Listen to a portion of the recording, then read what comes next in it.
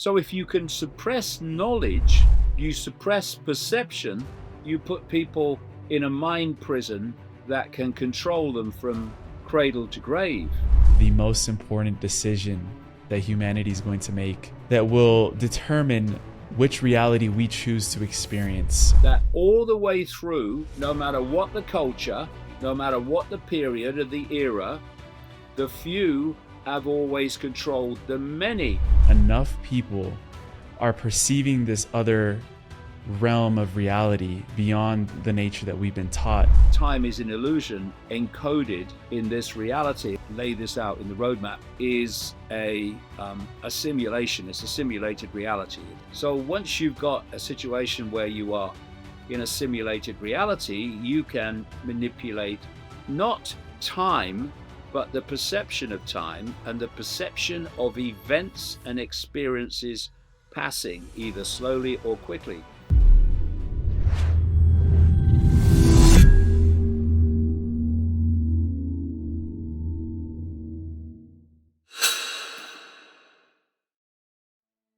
Before today's transmission, I wanted to take a minute to let you in on something that could change your life. If you've been doing the inner work and still feel like you're walking this path alone, you're not the only one. Most spiritual spaces give you endless content to consume, but not a tribe to grow with. That's why we created the Deep Dive, a living spiritual ecosystem designed to help you grow in community, rhythm, and real embodiment. Right now, our members are embarking on a journey exploring a core spiritual and practical teaching through daily activations, live community gatherings guided by me and our facilitators, and also participating in sacred challenges that are designed to help you live your practice and bring it to life.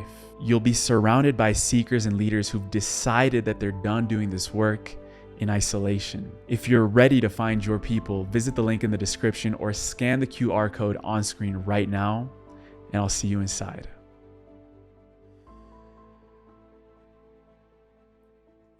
David Icke, welcome back on Just Tap In, brother. I wanted to start off asking you, what do you feel that humanity is finally getting right at this time in our history? Well, when I started out on this long journey in 1990, well, consciously, I was doing it before, I just didn't realize it was. But in 1990, it became a conscious journey. Virtually no one, um, by comparison with now, was interested in any way in this information. It was too far out. It was too it was too much of a stretch for people to um, think it was happening. And yet now the numbers are phenomenal that are seeing that at least on some level there's some kind of conspiracy going on, uh, which is not good for humanity. The reason I've written my new book, the Roadmap, is for a very specific reason, which relates to the question. I've seen people uh, awakening to some levels of this conspiracy, uh, but I've also seen uh, people have come into the so-called alternative media from the mainstream who have basically hijacked the central uh, core of it that gets all the algorithmic support, whereas others don't, and all the funding too that comes from that.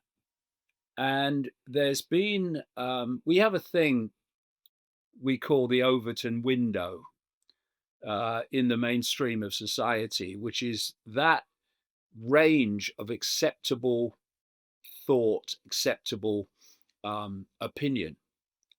And when you go outside of that Overton window, what's called the normal, suddenly you're mad or bad. Uh, and that Overton window changes and moves as new information comes to light and becomes accepted as reality. So, the Overton window in things like health, etc., has changed from the days where we used to put leeches onto people to suck their blood. Um, but there's always been, in every society, there's been this normal opinion, this normal range of acceptable thought and view.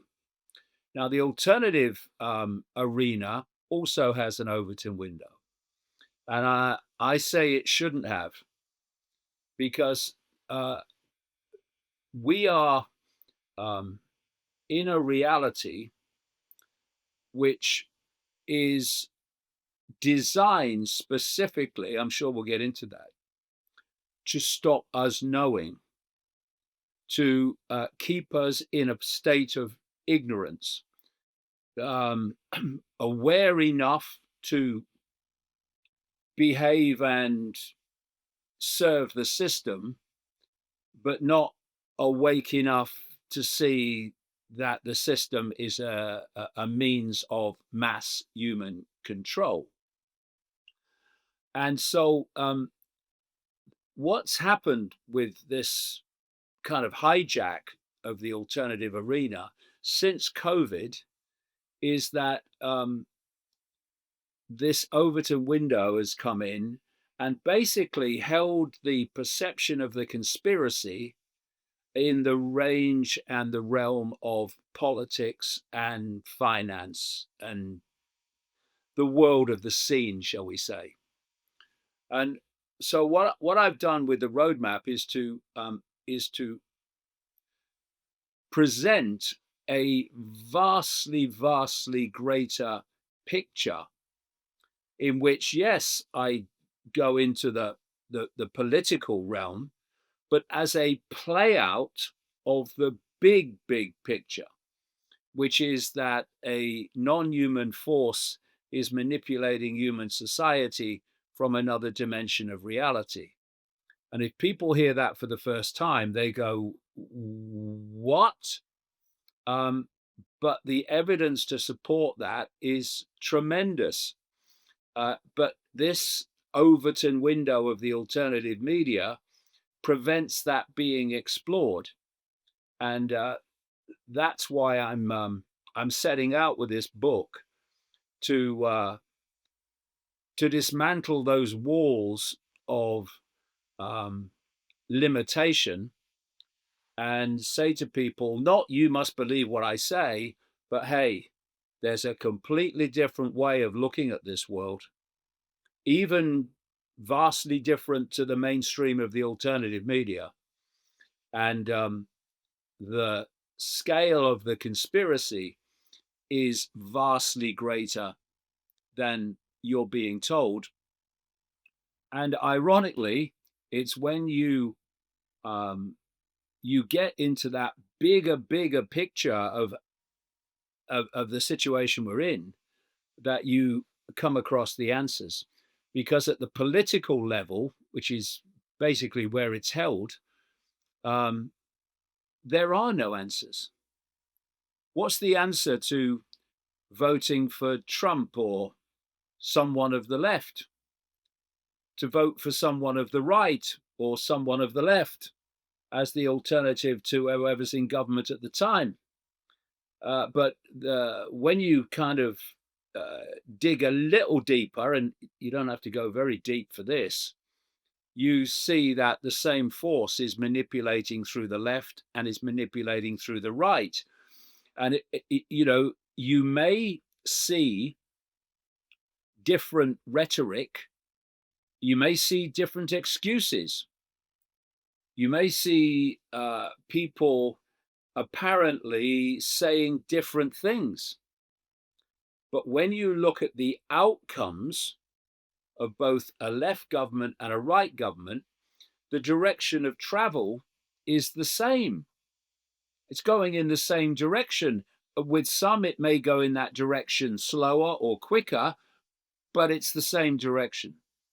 And I'm trying to break that um, cycle by um,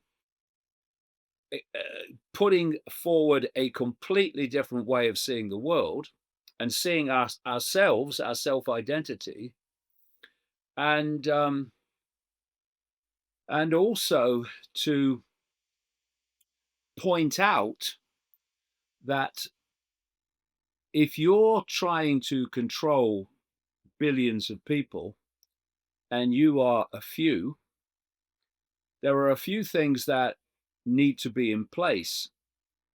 One is that you have to keep from the people, the target population, the nature of how they're being manipulated. You can let them have a myopic view of that if some people awaken to the fact that there's a political conspiracy or whatever, but you mustn't let them see the big picture, because that would be catastrophic for you. Uh, and you must have in place two other things for the few to control the many. And when you look through what we call history, you see that all the way through, no matter what the culture, no matter what the period or the era, the few have always controlled the many, bar a few random uh, different ways of doing things. But overwhelmingly, the few have always controlled the many. So therefore, the structures and the methodology necessary to do that have been in place all the way through to present day. And so when people ask for solutions, I say, I'm not interested in solutions, because solutions always lead to more problems in search of more solutions. I say, what I'm looking for, if you have a problem, a situation you want to change, is what is the cause? Because if you remove the cause, the problem must disappear. And so there are two foundation ways in which the few control the many. And one is you have to get the many to become enslave themselves with rigid, unquestioning belief systems. These can be religious belief systems, largely are. They can be political belief systems. I am of the left, I'm of the right, or whatever. Cultural belief systems. Anything that is unquestioning and rigid. I've said many times that this global cult, as I call it, this network of secret societies that's behind the direction of the world, it doesn't care what you believe, so long as you believe it rigidly and without question, because then it's got you. Because what happens when you have a belief system, take a religious belief system, but they all work the same, is that you have a limit. You build walls to infinity, walls disconnecting you from infinity, the infinity of possibility, of potential, of insight, of knowledge, because you're not moving beyond your belief system. Because if you do, your belief system just falls apart. And people have this desire, I don't understand it. Well, I do understand it, but I've never felt it myself. The desire to be part of a group. I have no desire to be part of a group. I'm quite happy to be an expression of consciousness and let everyone express their consciousness as they see uniquely fit. But because when you become part of a group, a lot of things change, like the walls go up. Because if you go beyond the walls of the belief system, you're no longer one of us. You're no longer a Christian. You're no longer a Muslim. You're no longer a Hindu, etc., etc. So you create these limitations of possibility called belief systems, and then you've got the perfect situation to play off the different belief systems against each other to divide and rule the population. So your target population is now fighting among itself, with itself, and therefore not seeing that all the different factions and beliefs are being manipulated by the same force. And the thing is, of course, that another prerequisite to the few controlling the many is that somehow the few have to manipulate the many to give their power away to them. And how do they do that? Well, this is what we call authority. And this is what we call politics. This is what we called for centuries and thousands of years monarchy. So you have a situation with the monarchy, and we still have a monarchy in Britain, staggeringly. But you have a monarchy, and through the centuries and the thousands of years, which through genetic inheritance was the leader of the population. And you didn't have to be intelligent. Vast numbers of them weren't. You just had to be of a genetic line. And that allowed you to be the monarch, in other words, calling the shots of a vast population. When humanity reached a point of maturity where it wasn't having that anymore, although we still have it in some parts of the world, they replaced the monarchy with politics and political parties. And this was just, and people then thought, okay, that's good because we now can select our government.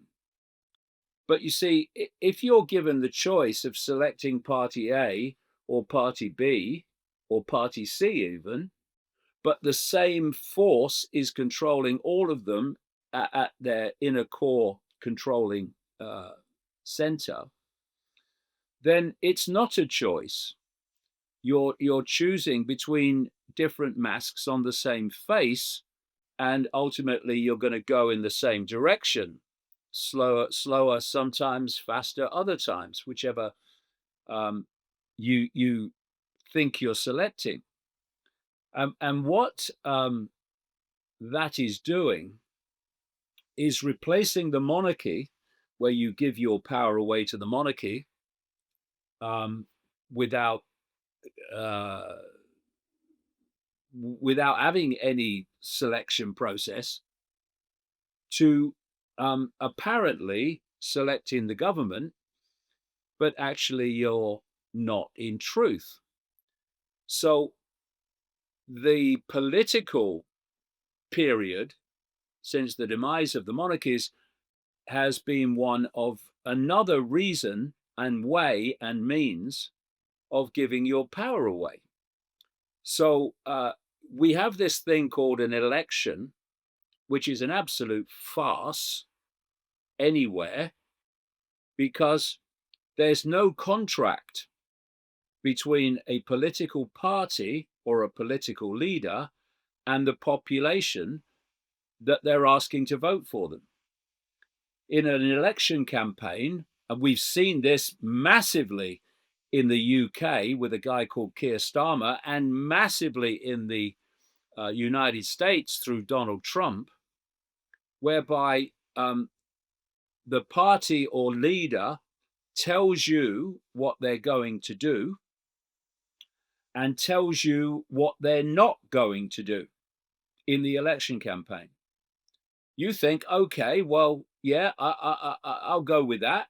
So you vote for them and they get in, but there's no contract.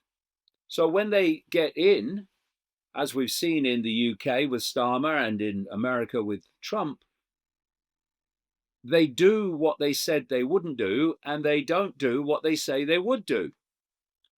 And so what that means is you have now given your power away over your life to someone else, the few representing the cult, for another 4 or 5 years.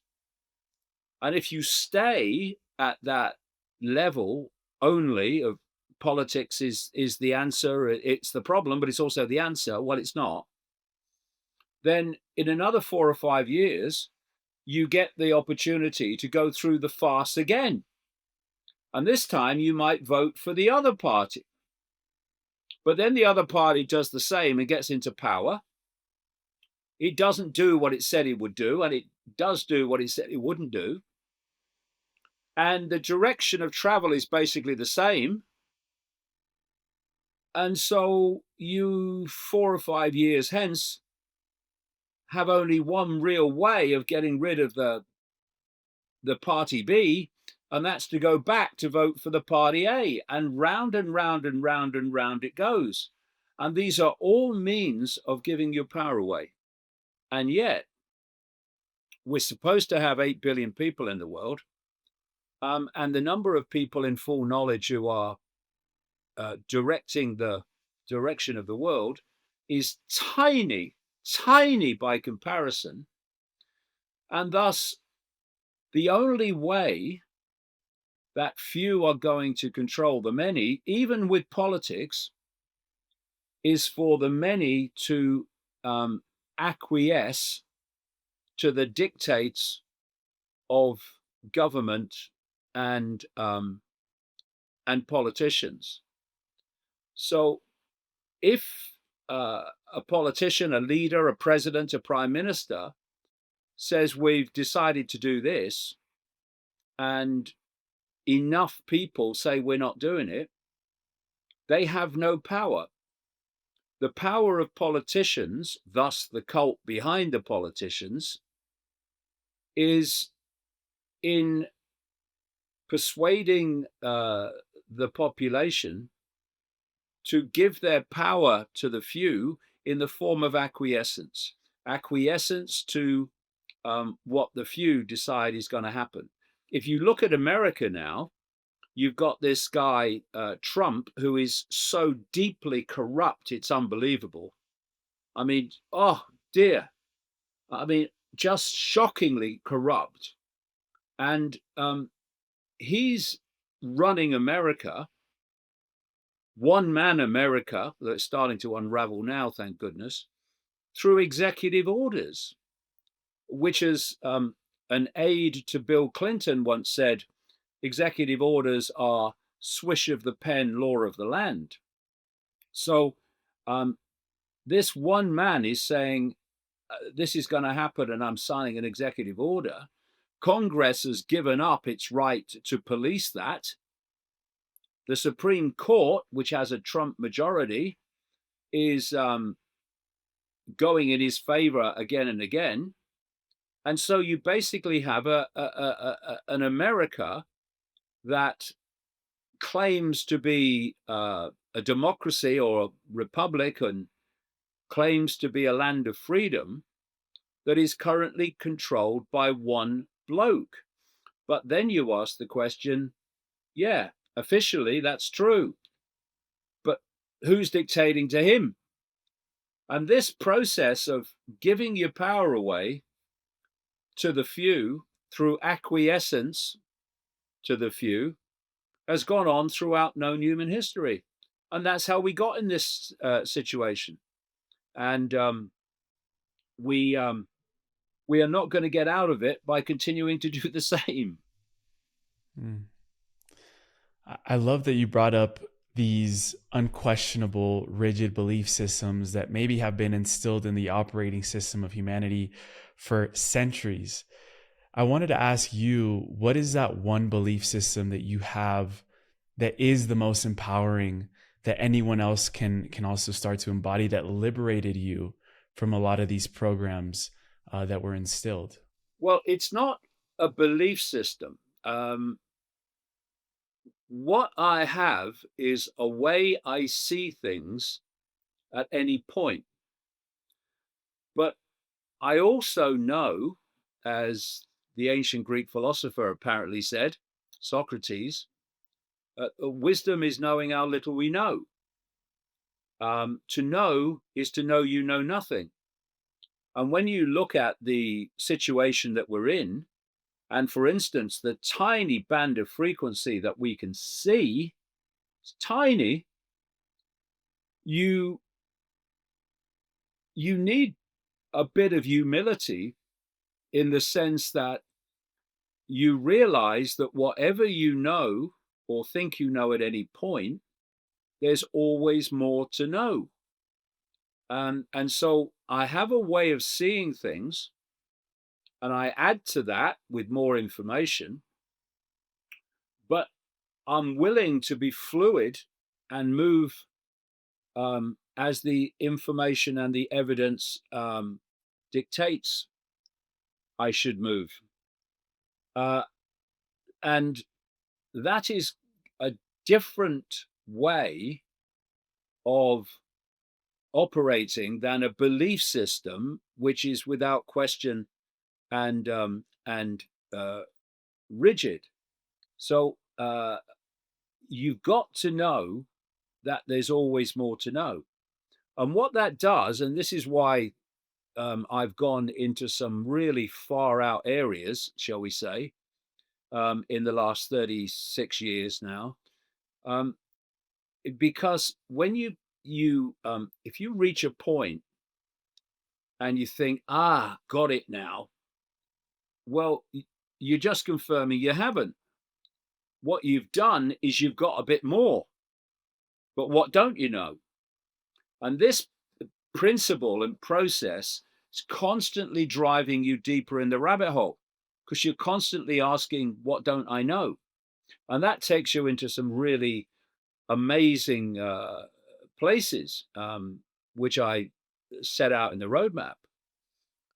And it's it's a very different way of looking at the world. What the global cult manipulation wants is for you not to go there. And if you do, of course, you've got to be aware that you're going to get ridicule and you're going to get abuse.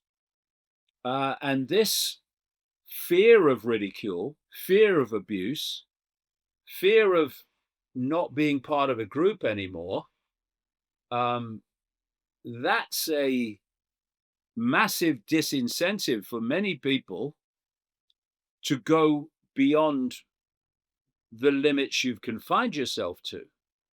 So when you start talking about um, things that are happening and how the world works outside of that Overton window normal, you are going to attract ridicule and condemnation because people who are completely attached to that normal are going to think you're strange and even insane. And this is a very, very important point in terms of bringing down the walls of perceptual limitation. And that is to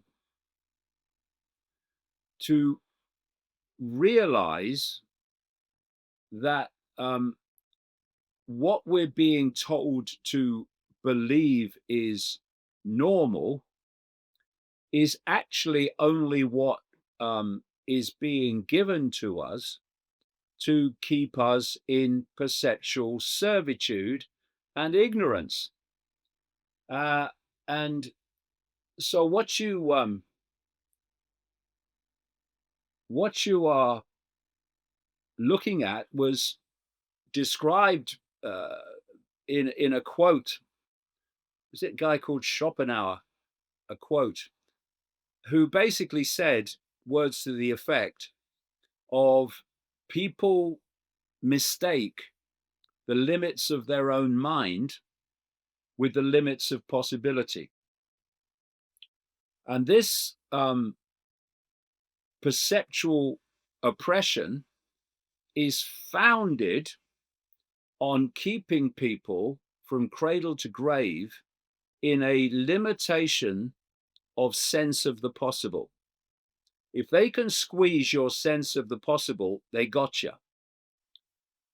So when people like me say this is happening and this is how they're doing it, because it's outside of the normal, it's dismissed by people who think the normal is the only possibility. And so when you go there, then you've got to expect, certainly initially, and I've experienced this over 36 years now, nearly now, the fact you're going to get ridicule and abuse. But either you want to know the truth or you don't. And if you do, then okay, that's just what happens when you break down the walls of the perceived normal. And what the roadmap is about is putting forward evidence for the fact that beyond the perception of normal is a vast infinity of knowledge, of understanding that puts this world, this reality, in a completely different light to the one that we believe we're experiencing. And so if I had to put it down to one revelation, if you like, it's that we are not human. We are having a brief experience through a vehicle called a body, what I call a biological computer, that allows us to experience this smear of reality. It's not who we are. We are the consciousness having the experience. And ultimately, we are a formless state of awareness. We are consciousness. That's our true I. And the different energetic bodies, vehicles that we take on in the different frequency bands of reality are merely to allow that consciousness, that awareness, to interact with that reality.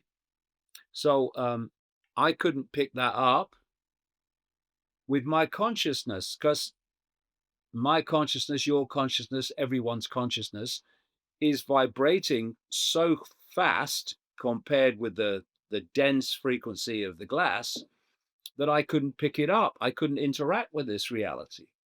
But because I have a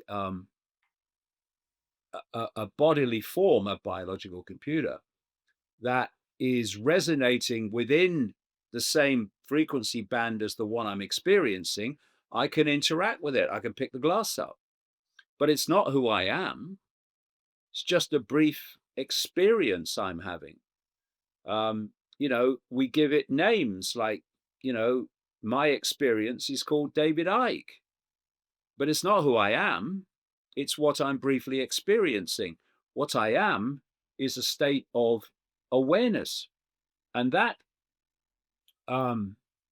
self-identity transformation from I am my body, my name, my job, my life story, etc., my race, my religion, to I am a state of infinite awareness that can open itself to the vastness of awareness.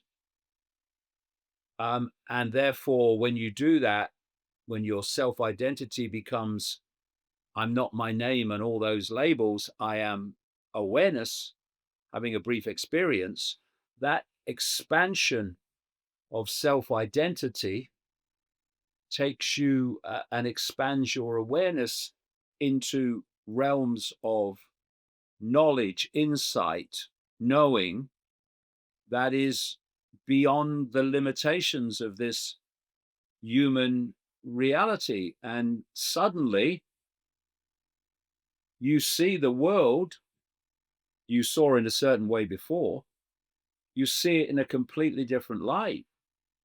And that's the um, that's the awareness that we call awakening.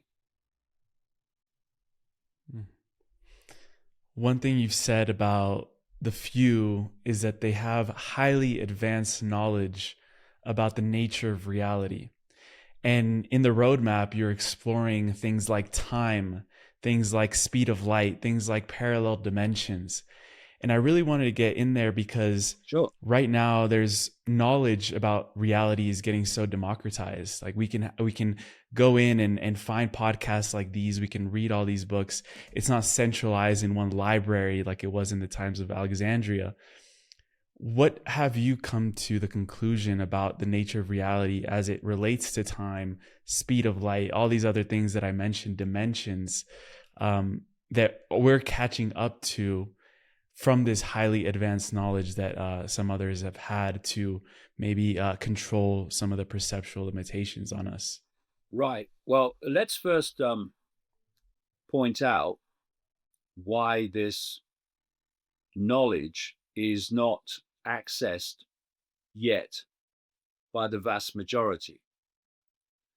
It's because there are two worlds within one world.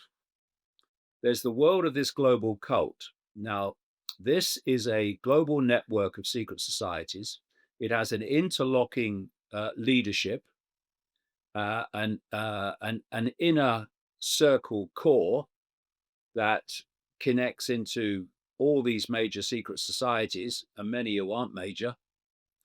And through that system of levels, or what people call degrees of knowledge, you can do two things. One, you can pass over advanced knowledge um, in isolation from the population through the levels of the secret societies.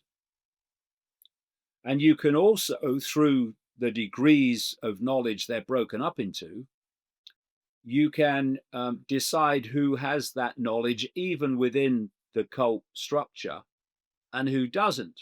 So, when I'm talking about advanced knowledge being passed over through the cult, I'm not talking about, a, a guy in a local Freemasons lodge. I mean, the Freemason network is overwhelmingly, Freemasons are overwhelmingly in the bottom three levels of degree, the so-called blue degrees. They're not aware beyond that, because each level within the secret society decides who in levels below can enter that level. And so it's fiercely compartmentalized, so that even the great majority of people within the cult network don't know the big picture, because the more people that know it, the more likely it is to get infused into the general population. They don't want that. So we're talking about the inner core levels of this global cult, where the information is the advanced information is passed over of one the agenda for the world and where it's being taken and why. And two, the nature of reality itself. And actually, there's a third, which is what is actually running the show ultimately. And it's not even in this dimension of reality we call human. The other world um, is based on suppression of that knowledge and keeping the target population in ignorance of it. So if you look and you do the research, you find that it was major players in this cult, still not the core of the core, but major players that you can see operating in the public arena. And if you operate in the public arena, you're still a gopher. You're not the inner core of the inner core. But you can look at how they have created the sources and means of communicating information to the population. They created the so-called education system, which is not about education, it's about programming. It's about programming a perception of reality um, within the target population. If you were looking for a structure through which you could take young people, children, and turn out the adults that see the world the way you want them to see it, then you would have the current education system, which is, like I say, a programming system. You leave the womb and immediately your perceptions are influenced by your parents. And your parents have been through the same system you're about to go through.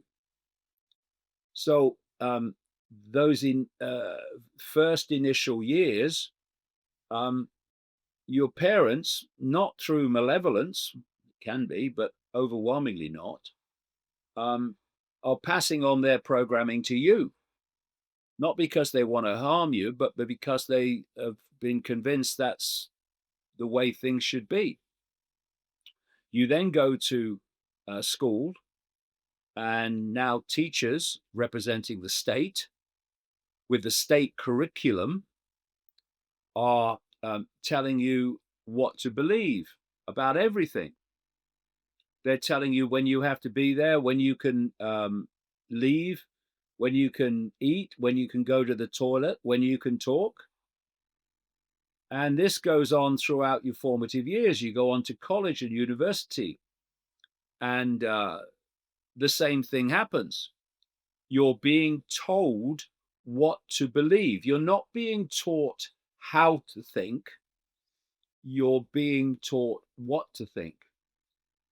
And then you go off into your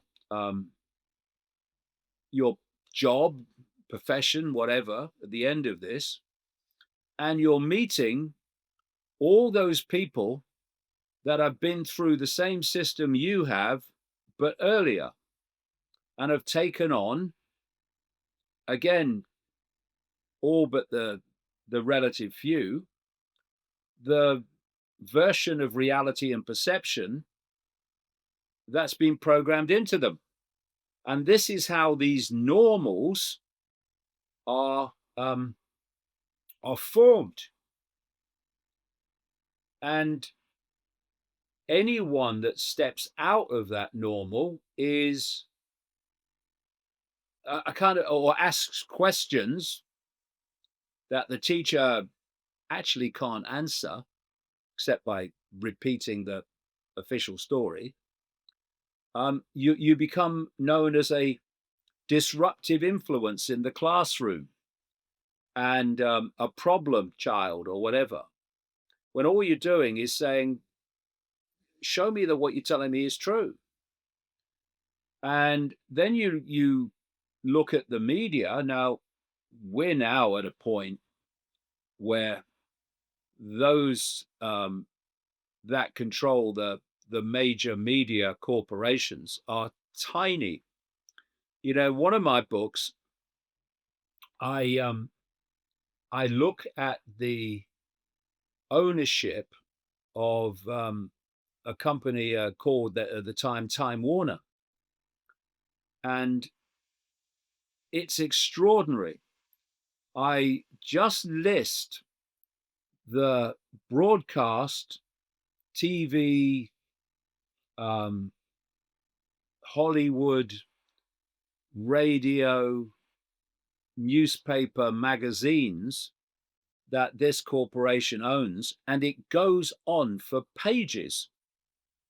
Um, so you're looking at this cult again, creating and owning the media. And so the media takes the way that it reports the world from the perception of the normal, which the cult wants us to believe in, the same normal that is uh, indoctrinated through the education system. So, from all angles, at all levels, people are being told the same sense of normal. And so, we shouldn't be surprised that um, people believe it and develop these rigid belief systems of what's normal and what's not. So, the difference between the world of the cult and the world of the population is simply knowledge. You know, if I said to people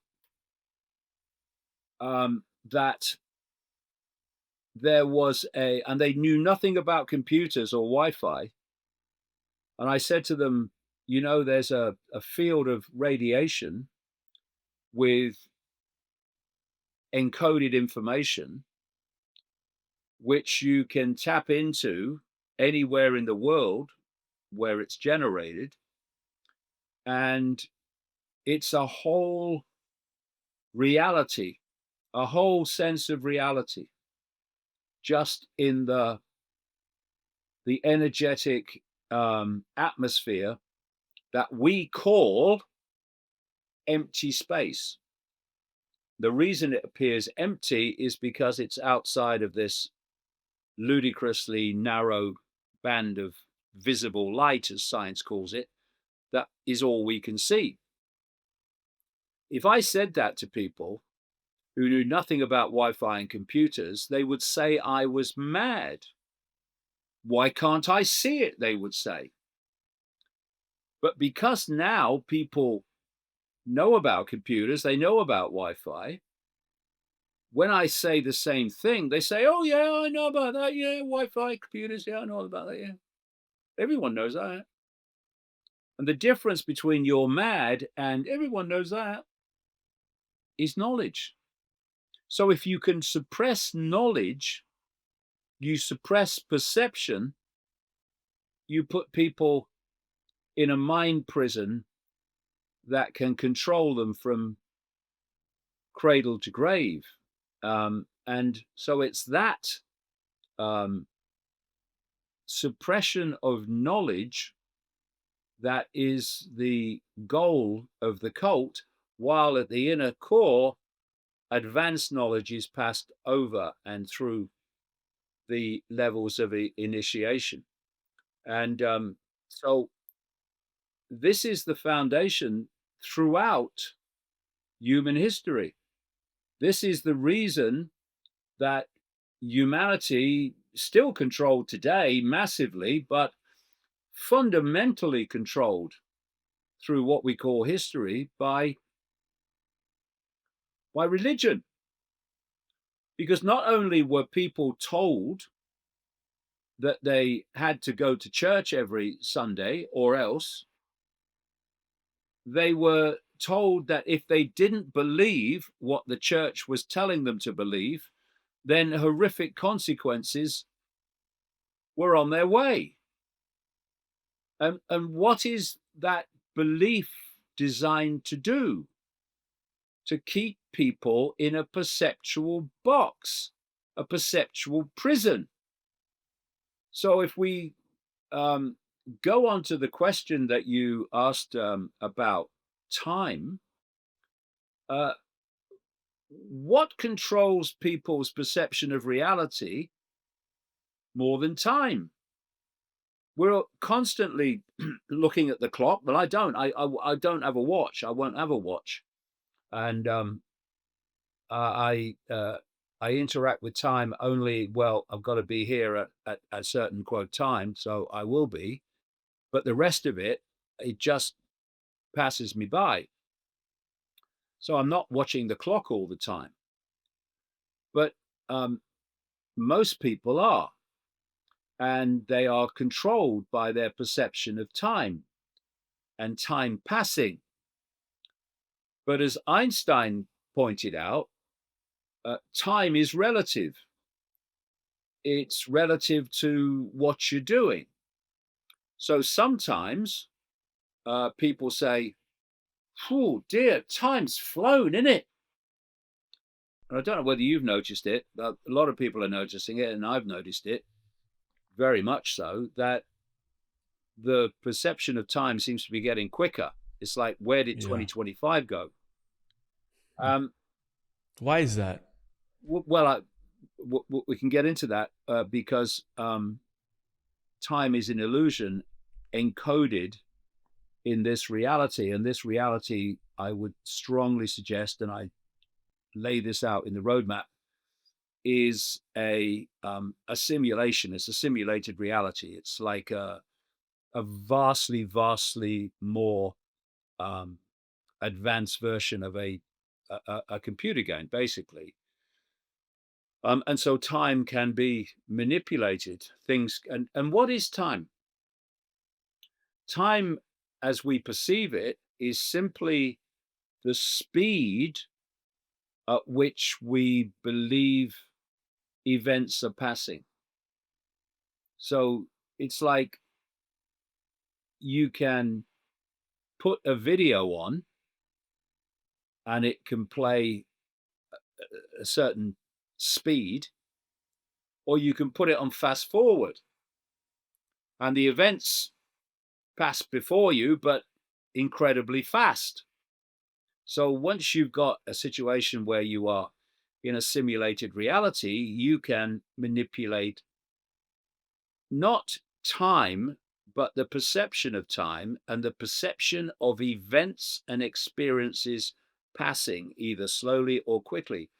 And we interact with time in that way, as Einstein pointed out. Um, if you're doing something that you like and you're getting great joy from, then time can pass or appear to pass very quickly. But if you are doing something you don't like, or you're waiting for a bus that doesn't come, time can appear to pass very slowly.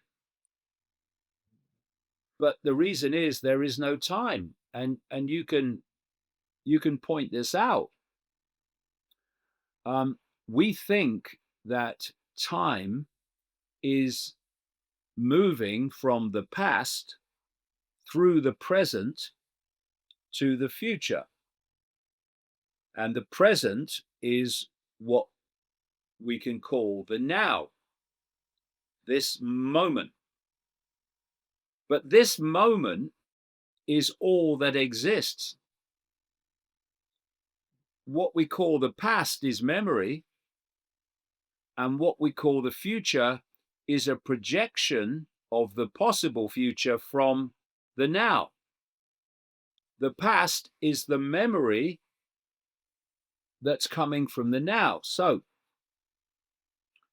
if you think about it, you can put it this way: uh, where were you when you experienced the past? You were in the now. Where will you be when what you perceive to be the future becomes the now, the present?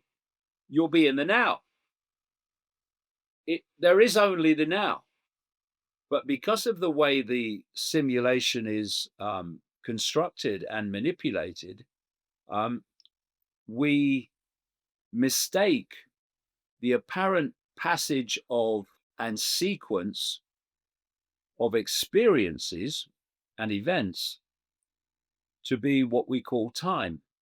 But everything is happening in the now because it can only happen in the now. There is only the now. But the manipulation of time is a fundamental manipulation of human perception. So, I point out in the books that there is a program running through the body because it's a biological computer.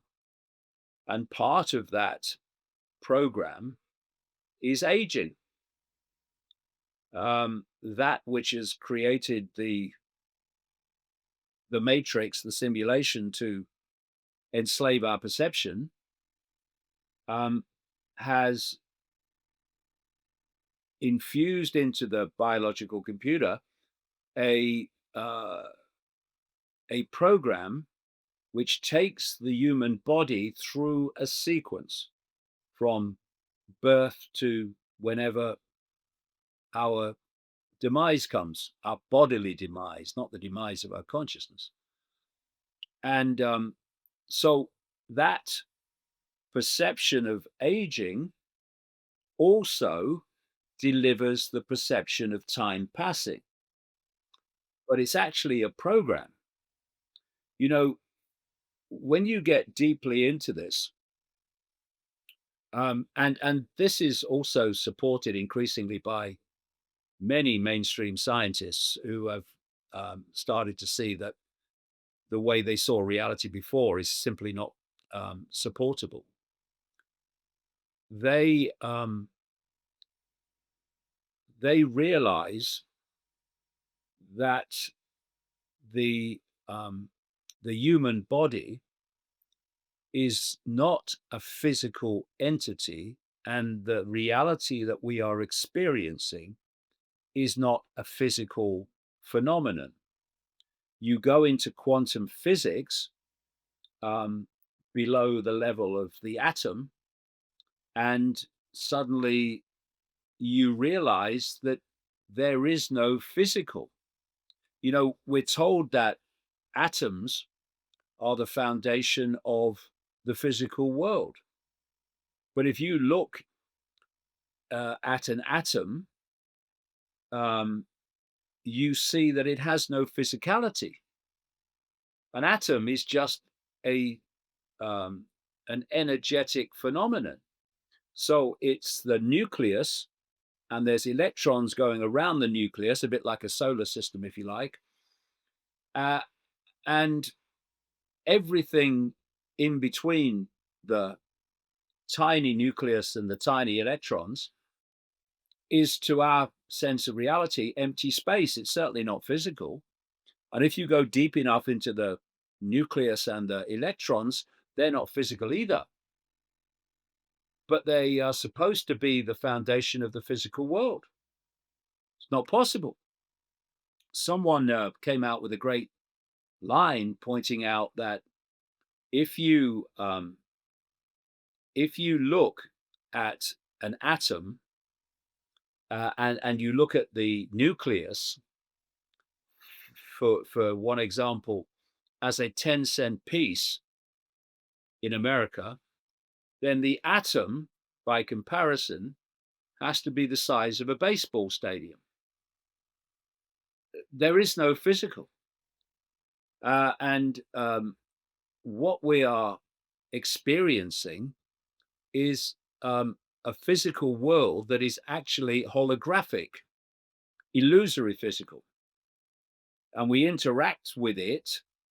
And the reason that you can't walk through a wall, it's not because it's solid, it's because it's an electromagnetic field of a certain frequency. And my body is of a different frequency, and therefore I can't go through that there's a electromagnetic resistance.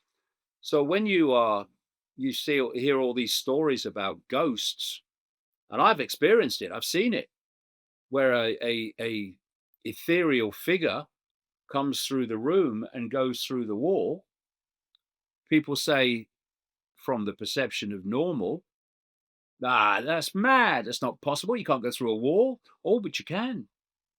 If your frequency is vastly different to the wall. Higher.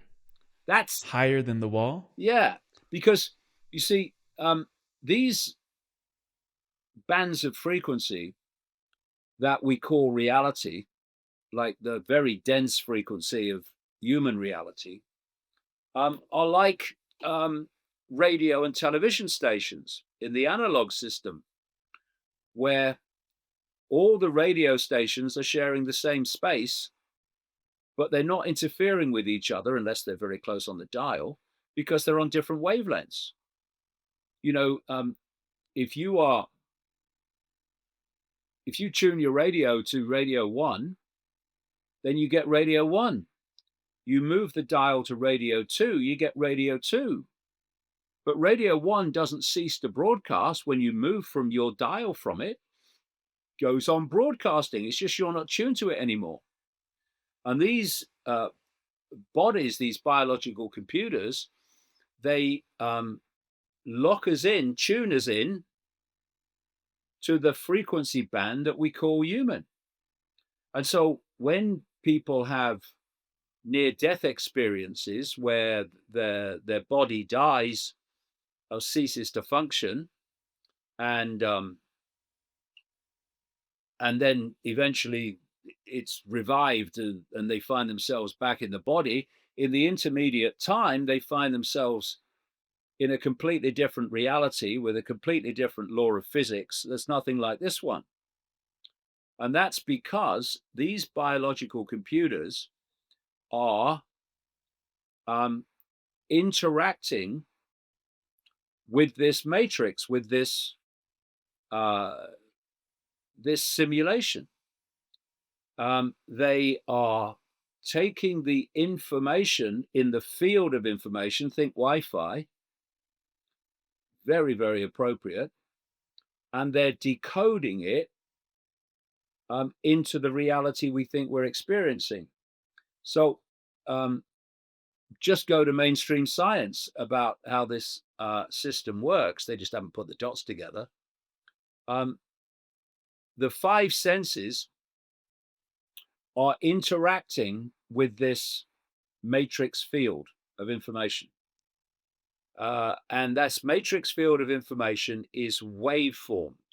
You know, frequencies carry information, and their medium is this electromagnetic field. So we have television because of information broadcast in the form of frequency and electromagnetism to the television, which then decodes that information into what we see on the screen. And we have a computer which is doing exactly the same with Wi-Fi. It's locking into that Wi-Fi field of information, the internet, and it's putting it on the screen in a completely different form. A form of moving pictures, of graphics, of words, all these different things. And it's all going on inside the computer. It's not happening here or here or there or there. It's happening inside the computer. And we're just looking in on it. And the human body biological computer works in the same way. So the 5 senses are tuning in to these waveform information fields. They are turning them into electrical form, communicating it to the brain, and the brain has different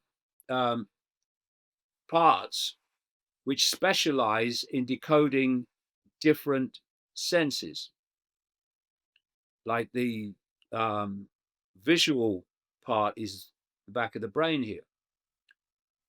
And then the brain takes that information and forms it into a perceived reality. And that reality appears, in the way the brain decodes it, to be external to us. It's what it looks like. That's what we experience it as. But actually, it's all in here, just as it's all in the computer. Then And so, why do we all experience the same reality well, we in what don't. sense? We Mm. do in terms of the basic background. So, if we looked out of the window here, we might see a car passing, and we both see the car passing. But that's the background field. But what we make of the car, whether we think it's a nice car or a horrible car, or a nice color or a horrible color, is our unique spin on that.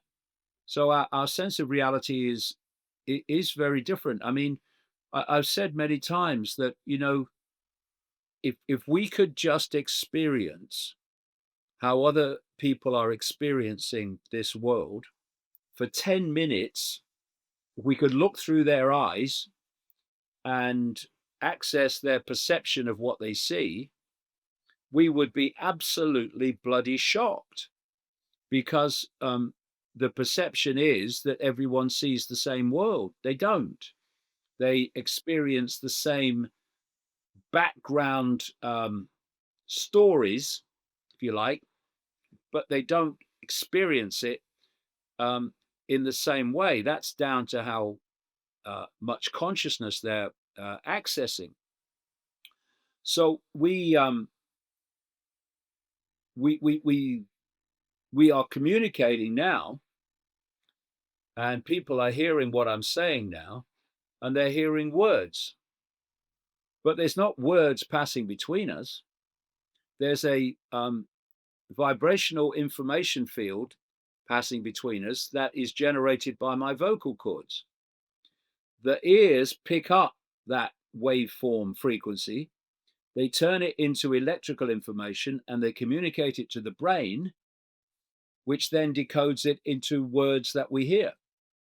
There are methods of pain relief now which involve stopping the message, the signal, going from the point of the pain to the brain. Because if they can stop that signal, you don't feel pain. You have a blow on the shin, say, but it's only when the signal of the impact point goes to the brain that you say ouch. If that signal was broken, you wouldn't say ouch, because you wouldn't feel it.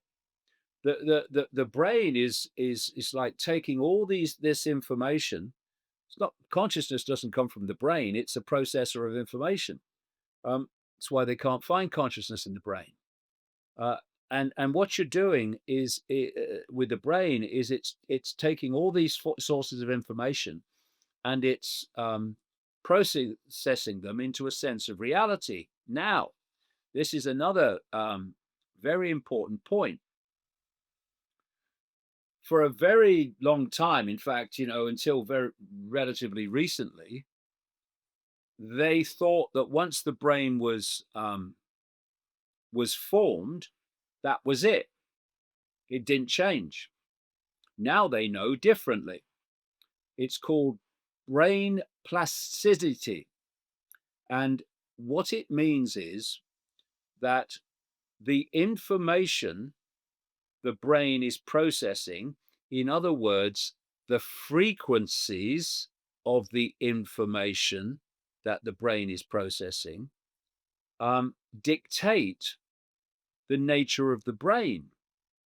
This takes us into another level of manipulation of perception, because if you are only hearing certain information and you're isolated from the rest, like with a religious belief or a science belief, orthodox science belief, not a religion, then your brain is not going to change. It's going to go on processing information in the same way. The neurons are going to fire in a particular network, a particular sequence relating to the frequencies that it's processing. But when you then get access to other information, here we go, this is why they want to suppress it, that is of a different frequency, a more expanded frequency, shall we say, the brain will start to change as a result of that information change, frequency change. It will start to process information in a different way. The neurons will fire in a different sequence. And that's another level of what we call awakening, where the brain can suddenly access this stuff. And so as you redefine your self-identity from I am my body, my name, the labels of human, to I am infinite awareness having a brief experience as human, you're tapping in to that massively more expanded level of awareness, levels of frequency, higher frequencies, and your brain is then being subjected to that level of awareness, that level of frequency. And what it does is then rearrange the way it processes information on the basis of that level of information. And suddenly you can see things you couldn't see before. And this is what they don't want us to do. There's so many different levels of how ignorance serves the cult and their other dimensional masters in this other dimension they call the astral in esoteric circles. It's not just that you keep people in ignorance of information alone. There are other levels of the consequences of that in the way the brain processes information. And so when people say, why is it that people can't see the bloody obvious? Well, it's not obvious to them because their brain is not processing that level of awareness. So if you have a certain squeezed sense of the possible, then your brain is processing information on the basis of that perception of the possible. And therefore, it will keep delivering a perception that is the limit of possible. When you break out of these mind prisons, religions, orthodox science, cultural programs, and what have you, suddenly you're allowing other information in, and your brain starts to change in the way that it processes information. They don't want any of this to happen because as we awaken to the nature of the I, our power to create our own reality absolutely soars. By the perception that's what we're doing. Right. David, this is fascinating, the pathway that we went into here, because I'm really passionate about the liberation and evolution of humanity. And one thing that we're bringing up here is that more and more people individually are starting to tap into beyond the 1% of reality that we can perceive, 0.0001% of reality that we can perceive with our five senses. People are tuning into things like telepathy, clairvoyance, multidimensional awareness. And I wanted to talk to you about what you perceive is the tipping point when enough people are perceiving this other realm of reality beyond the nature that we've been taught, what will happen to the simulation once enough of us can expand into the infinite I, into that presence?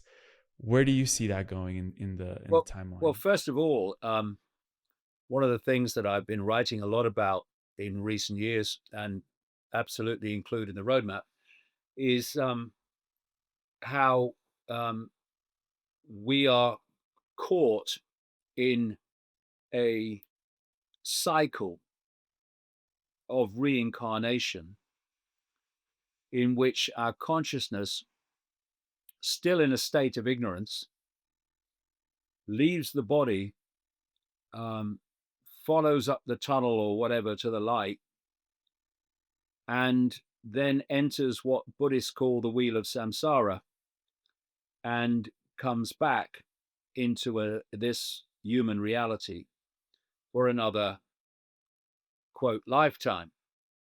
And this reincarnation cycle is a trap, because as I go into in the books, I think may have talked about last time.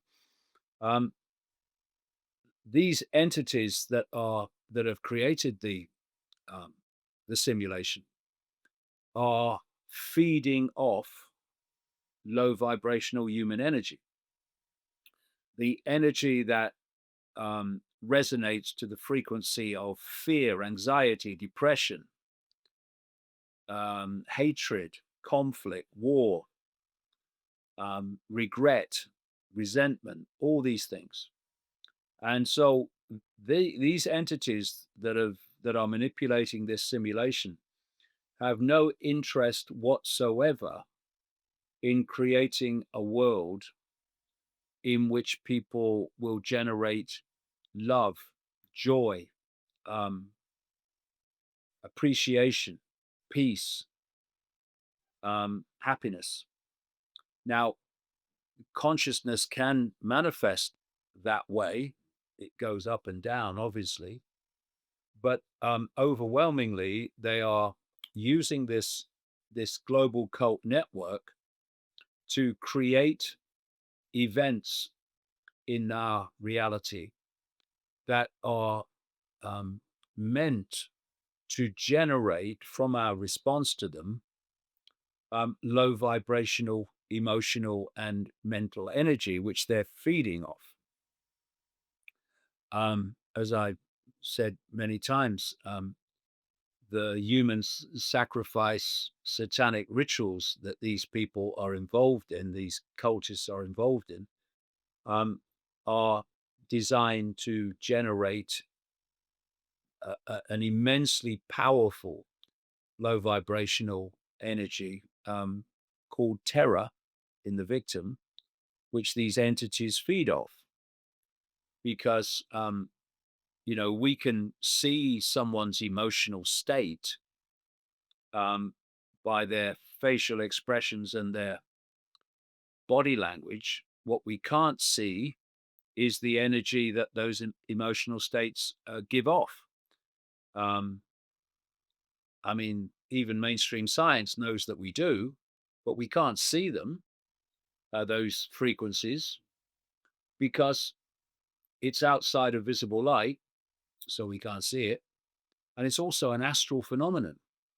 So when we are feeling extreme emotion, low vibrational emotion, fear, etc., we're pouring energy into the astral dimension where these entities are feeding off it in a satanic ritual. And one of the things that happens in these rituals is the um, the terror, energetic terror, infuses into the blood as a response an adrenaline, and this is adrenochrome. This is, the stories of adrenochrome, the drinking in Washington, and all that stuff. This is what the Satanists in our reality do. It's like a drug to them, gives them a high. They can go crazy, as people I've talked to have described when they drink this stuff. So we are giving off this energy. The point being that there is a way that when you leave the body, and what is happening? What is death? Death is that point where the body ceases to function. Um, what does it stop doing? It stops decoding the simulation. So it stops delivering this decoded sense of reality. Um, what happens when the computer um, screen goes blank and black? It stops decoding the internet, the Wi-Fi. And we say things like, my computer's died. So the body ceases to function. And when that happens, our consciousness is released into a completely different dimension of reality.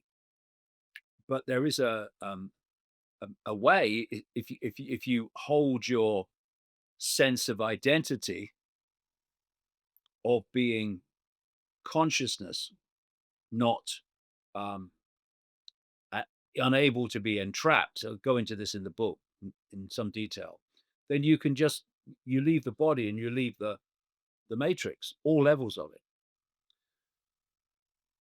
Obviously, they don't want that to happen because they want to keep consciousness entrapped in this wheel of samsara. So we keep producing what has become known as loosh, this low vibrational energy.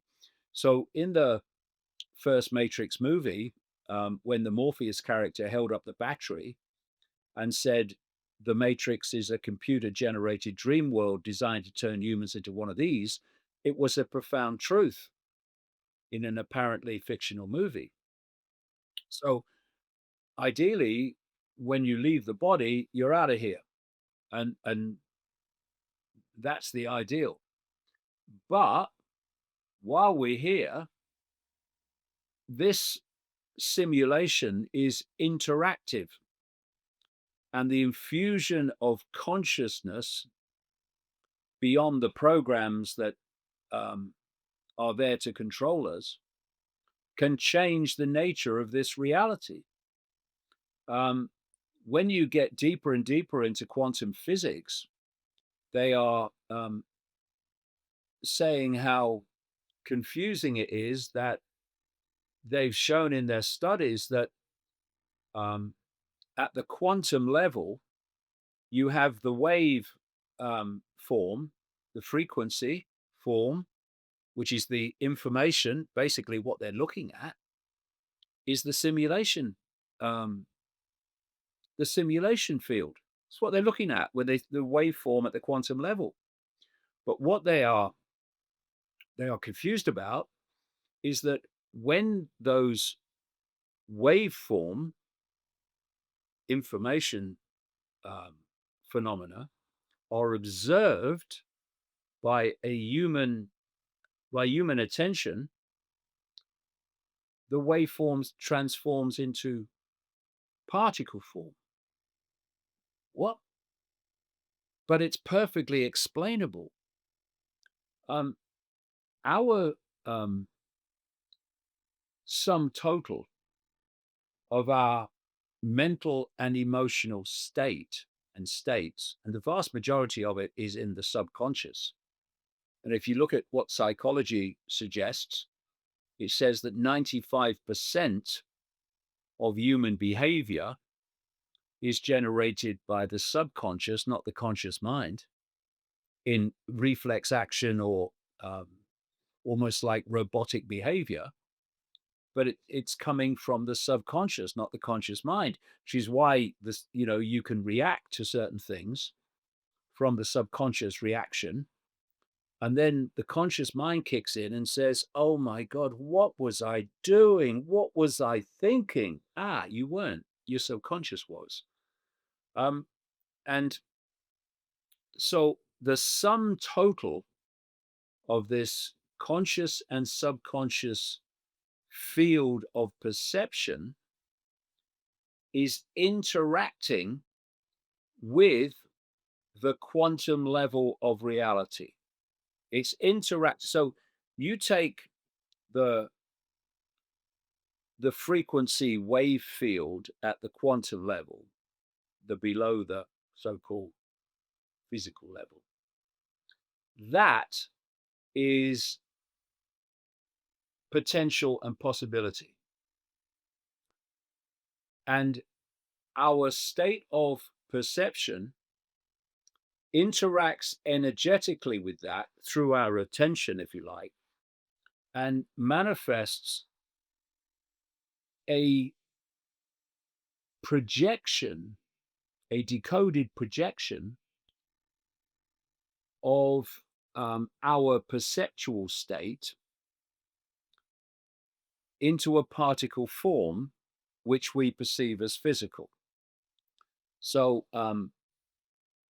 in this way, our perceptual field of sense of reality interacts with the potentiality of the quantum frequency fields and takes out of those fields a reality in particle, quote, physical form that relates to our perceptual field. So in this way, we can start to understand not just, as the old saying goes, we create our own reality, we can see how we do it. And so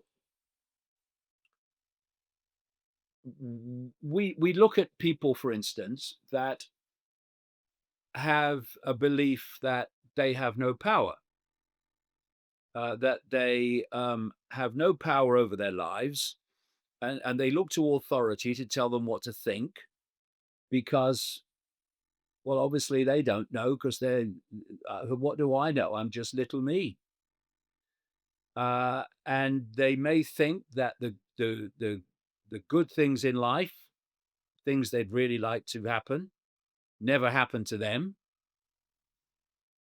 What you believe, you perceive, and what you perceive, you experience. And this is how we're doing it,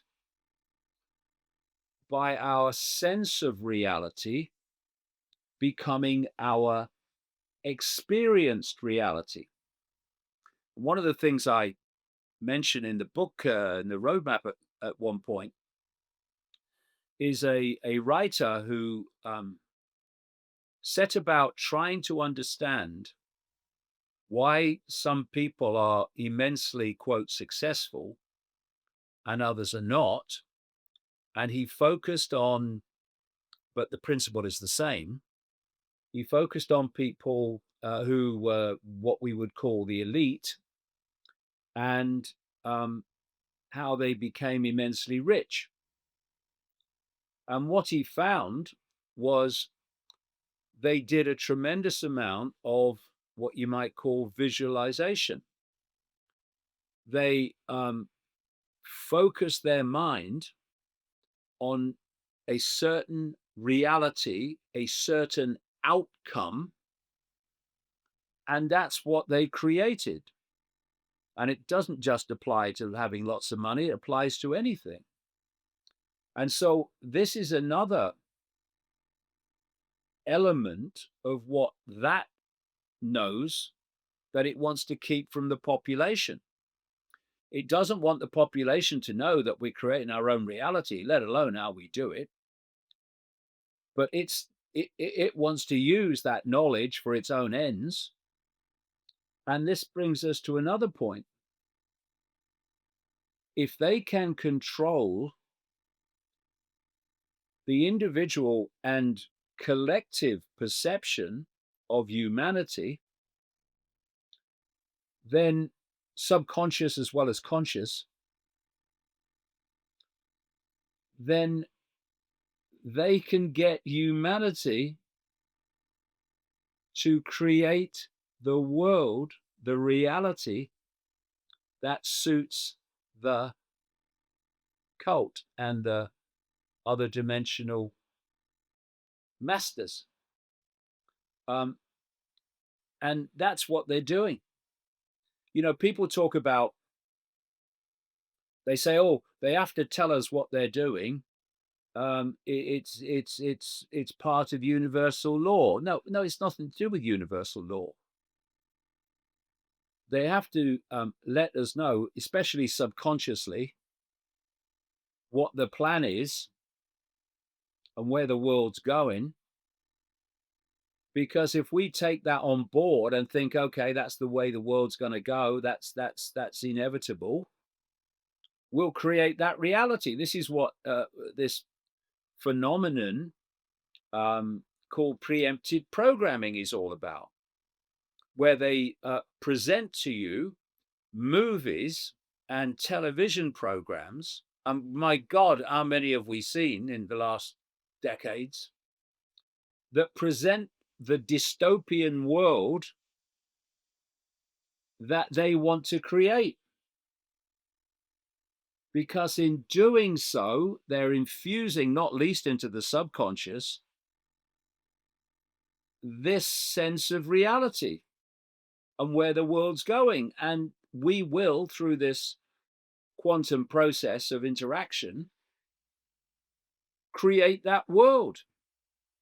This is why in all my books, I keep saying, where I said, this is the plan and this is what they want to happen, but it doesn't have to. If we awaken to what they don't want us to know, it doesn't have to happen. And it's vital that that is constantly emphasized, because if you fall into the it's inevitable, and you notice that's what they keep telling us. These AI people that want to fuse AI with humans and create this AI controlled human mind.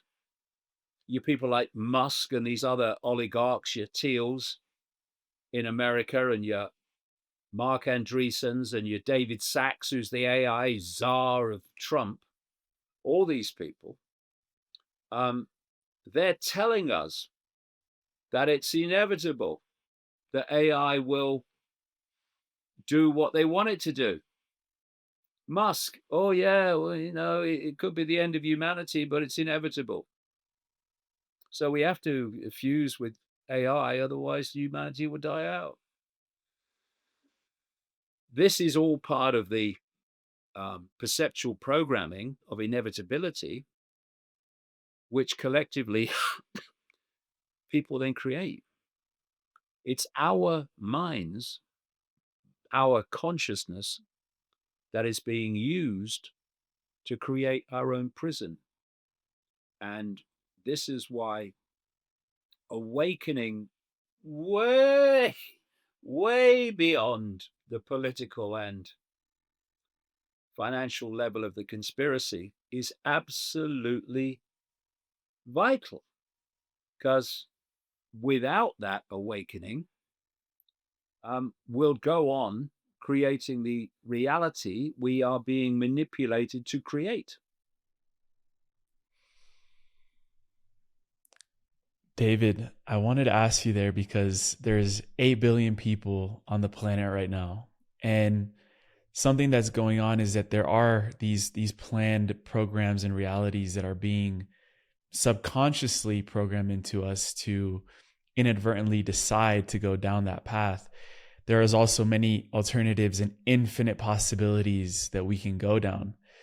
What do you feel is going to be the most important decision that humanity is going to make, especially in this next year, 2026, and the years after that, that will determine which reality we choose to experience ourselves? And are there parallel realities that then again get created if multiple populations and masses of people choose a different timeline per se? Well, we all live in different realities anyway, as I spoke about earlier. The body is the common the common anchor that locks us into this reality. But in terms of consciousness, people are living in multiple realities now. It's it's about in answer to that question, it's about self-identity. That's the foundation of everything.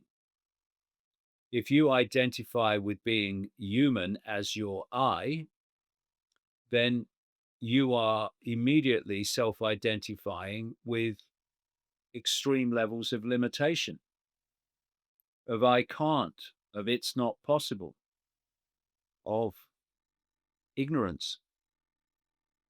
If you believe that you do have some form of soul, which is merely an energetic shell that allows us to experience the astral dimension, then, and you believe that there's some God up there. We always look up when we're talking about heaven or whatever. It's share the same space. All these different realities share the same space, just on different wavelengths. Um, if you think you're subordinate and under the control of some loving God who will send you to the fires of hell if you don't do what he says, um, and you are little me, and you have to bend the knee to God and his deities, then you might perceive, if I'm good, I will maybe get to heaven, but you're still in a perceptual state of limitation and subordination.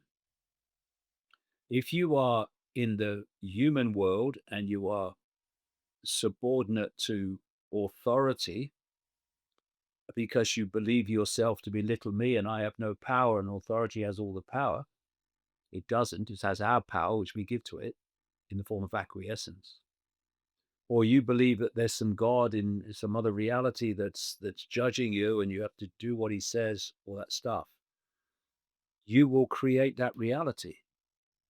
And the common theme between the two is subordination to authority, whatever form you perceive it to take. And if that's your perception, that will be your reality. You will be subordinate to authority. 8 billion people controlled by a handful we call authority is ridiculous. Mathematically, it's insane. It's not possible unless the many give their power to the few in the form of acquiescence of various kinds. So self-identity, transforming our self-identity from believing the human form is the I, or believing that soul is the I under the control of some loving, in terms of the Old Testament and other religions, psychopathic God. Um, it's it's holding you in the trap, in the different levels of the matrix. But if you can self-identify who you are with being awareness, a state of being aware, an infinite state of awareness beyond this ludicrous enslavement trap, the simulation, then that's what you will connect with. That insight is what you will then start perceiving. And when you leave the body, you'll be freaking out of here because they can't hold you in when you are within the you are not within the frequency band of the matrix. You see what they're doing, because they know that your state of consciousness, your state of perception manifests as a frequency. They're seeking to keep you in a state of perception, both in the human world and in the astral world, in the form of, quote, soul, where your perceptions are not generating a frequency that allows you to leave the matrix. That's what the whole thing is founded on. So once you expand your awareness through your self-identity with being beyond the matrix, beyond its version of God, beyond its version of you're just a human accident that came from some primordial soup, and you start self-identifying with being the infinity beyond it, your frequency, the frequency that you are operating on, the frequency of your perceptual field, um, is way beyond the limitations of the matrix. And at that point, within the matrix, within the human body experience, you're seeing the world in a completely different way because you're in the world with the body, but you're not of the world in terms of your perception of reality. And when you leave the body, you're out of here. You're out of here. Bye. See ya. But they don't want that. They want to hold us in perceptual states of limitation and limited self identity, whereby we stay within the walls, the frequency walls of the matrix. What's your view, David, on ascended masters, someone like Jesus, that came at a very significant moment in time and history of human evolution? Was that an incarnate consciousness that knew already who it was and didn't forget? Or did Jesus also have to go through this process of awakening to remember his I am self? I don't believe any of it. Of the 28 chapters in the roadmap, 5 are about religion because it's a fundamental foundation of human control. 8 billion people, and it's estimated that about 5.4 billion self-identify with either being a Christian, a Muslim, or a Hindu. Never mind all the others. Fundamental, it's a foundation of human control. And what I look at in 3 of the chapters, in fact 4 of the chapters, is I'm looking at what we're told to believe in the different religions and where they came from and what the evidence is that they're telling us the truth. And let's say it doesn't pass the test. Because, for instance, if you look at the Old Testament and the stories of the Old Testament on which the New Testament is based, and to a very large extent, people don't realize this, on which Islam is based, which came a lot of centuries later, there is no evidence and no archaeological evidence when there absolutely should be that these stories are true. First of all, there's a common theme between the Old Testament, the New Testament, and Islam. And it's that the writings came long after the alleged events. So how was that communicated then? And what are we doing believing without question texts from thousands of years ago that no one can tell who wrote them and why and what circumstances and what was their motivation? And one of the motivation of the scribes, the Old Testament scribes, was that they wanted to create a fake history, which actually was inspired by the area of the world we call Mesopotamia, the land between 2 rivers. It's now Iraq and part of Syria. Sumerian tablets that came from thousands of years ago is the foundation of so much in the Old Testament. Didn't happen in the area of what we now call Israel. It happened in Mesopotamia. You know, you've got the story of Noah in the Old Testament, and the flood. Well, you find exactly the same story with different names in the Sumerian tablets from thousands of years earlier. You look at the Exodus, where Moses is supposed to have led his Israelites to freedom from the Pharaoh in Egypt. But first of all, um, the Egyptian chroniclers and recorders of their times um, don't mention anything about it. Like the Romans, Egyptians were real chroniclers of detailed things. No mention of plagues of locusts and plagues of frogs. No mention of the Israelites fleeing the Pharaoh. And the Bible talks about 600,000 men fleeing overnight, led by Moses from the Pharaoh. Okay, 600,000 men, add the women, add the children, and it's estimated you're talking about maybe 2 million people. Then add all the animals, the domestic animals, the cattle and what have you. And somehow they are supposed to flee overnight, pursued by Egyptian troops in their chariots.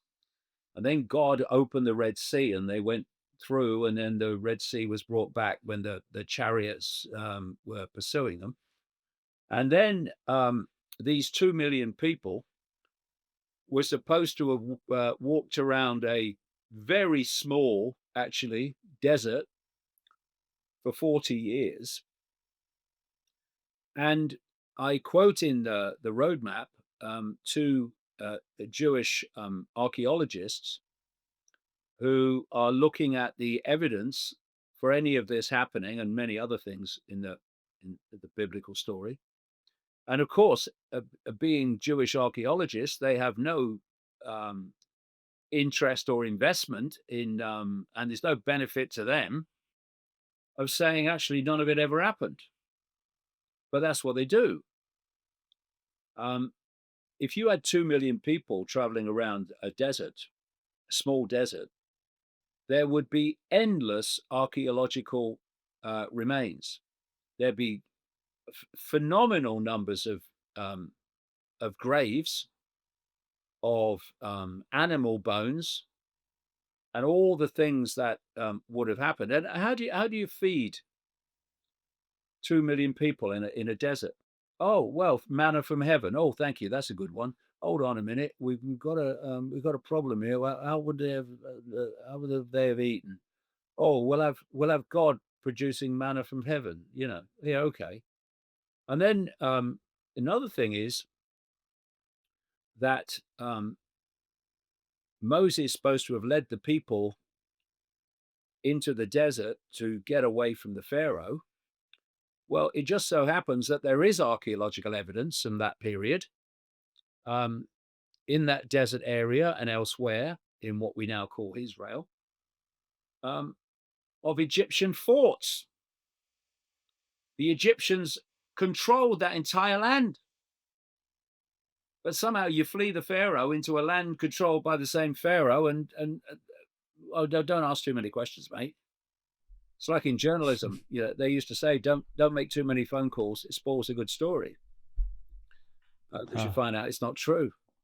And then Moses hands over to Joshua, and he, on God's say so, goes and slaughters the Canaanites.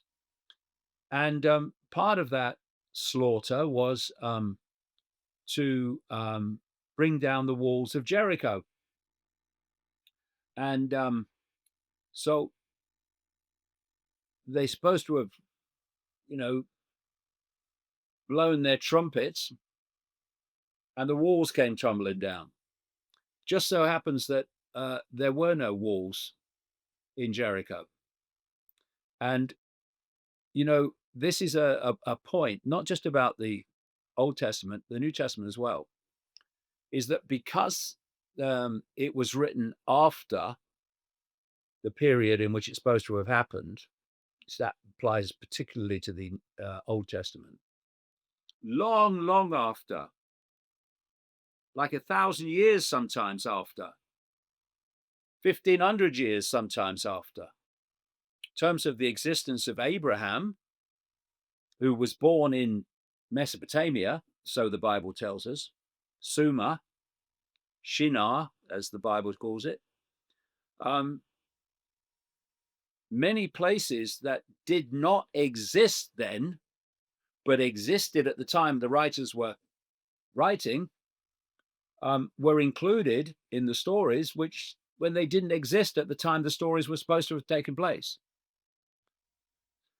When you then come into the New Testament stories, even though there's no evidence that all this stuff took place in the Old Testament, the New Testament has been written in terms of the Gospels anyway, and more besides, that basically um, appears to be, it was written for that reason, as I talk about in the book, an ongoing projection from the Old Testament.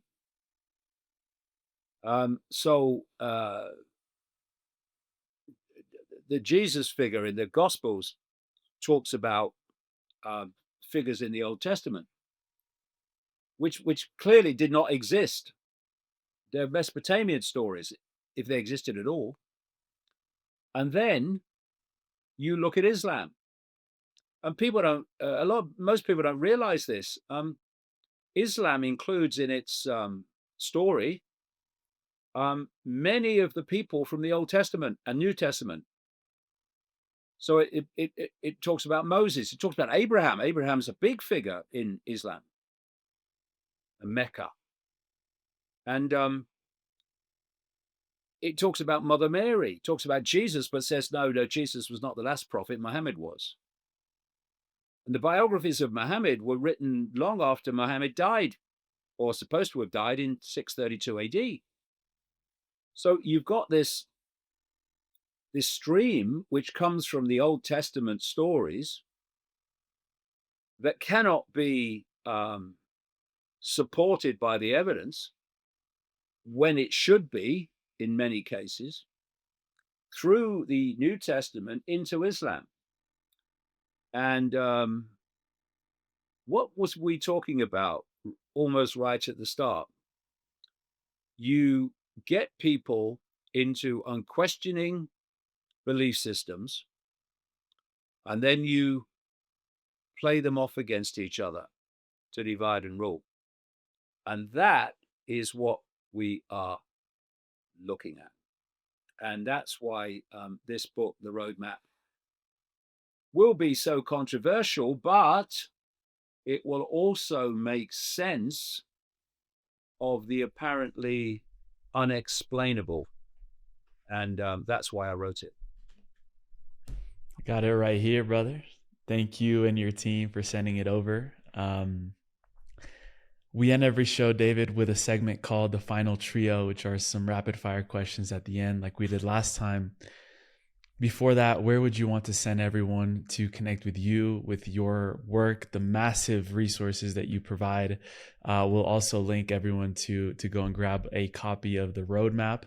Where would you send everyone else to connect? They can get a copy of the roadmap at davidicke.com. And we also have a fantastic media platform called iconic.com, which does full-length documentaries on everything from what's happening day to day to the nature of reality and all the things we've been talking about. So they can get that at iconic.com. In fact, we are hoping to have a lot of Spanish translations in the coming months, and so there's that, and if they go to my YouTube channel, um, It's back online after 5.5 yeah, years. banned for 5.5 years, but suddenly they're letting everybody back, and there's reasons for that. But um, you know, we were interacting with them, shall we say? My son was Jamie, saying, "Look, you've let all these people back. Why not? Why not me?" And eventually they relented, and it happened. So that's been a real boost, and people can go there. There's the videos are posted there week after week, new videos, and there's a whole unbelievable library of videos going way back into the 1990s as well, which if people today who've not seen them just have a look, they'll think, my God, he was saying what's happening now in the 1990s. How was he Yeah. doing that? Simple. You work to uncover what they know and the cult knows and what their agenda is, what their plan is, and then you tell people. And if nothing happens to intervene in the plan, then it happens. And people think you've predicted the future. You haven't. You predicted the plan. And so what we need now is that intervention. And we can bring it down so fast if we put down the fault lines of division and divide and rule and to start to unite against a common threat to all of us. I normally never do or say this in an interview, but I would encourage everyone today to share this episode and this message, which with whoever you feel called to share it with. Also, leaving a comment really helps this video and this message get out there to people. I was looking back. You opened up talking about the Overton window, and I was looking back at your 1991 interview with Terry Wogan. And I just imagine how differently that message would have been received today, and what you endured for years of ridicule and isolation from society. I wanted to ask you in the final trio what you feel has been the hardest part of carrying this message, and also what has been the most beautiful. Um, in many ways, it's the same thing. Like I said earlier, when you are talking about a description of reality that's very different to people's sense of normal, then you are going to get ridicule and you're going to get abuse.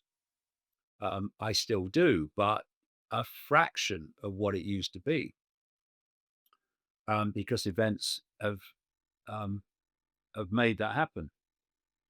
And you know, so when you go into it, you know that's going to happen. I mean, people were saying to me long ago, 30 odd years ago, 36 years ago now, didn't you know you get ridicule when you said so and so? And, I'm like, well, I'd worked that out. Yeah. But what are you going to do? Are you going to have the self confidence and the commitment to what you're trying to do to say it, knowing what the consequences are going to be, but also knowing that if what you say has validity, it will eventually be shown to be so. It might take some time, but eventually it will if it has validity. And then people will say, hold on a minute, that guy said that all that time ago. But if you submit to this prison called the fear of what other people think and the fear of what other people will do, you don't say it. And so when it happens and you say, I knew this would happen, I knew this was going to happen, people say, oh, yeah, of course you did, mate, of course you did. But in my case, because I said it and wrote it, it's there to be seen. Yeah, it is happening.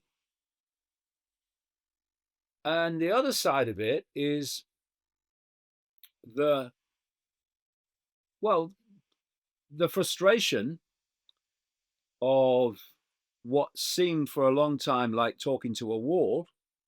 That that was a challenge, but then the enormous satisfaction of seeing minds open to things they would have rejected and waved away not so long ago is a it's a phenomenal sense of joy and achievement, because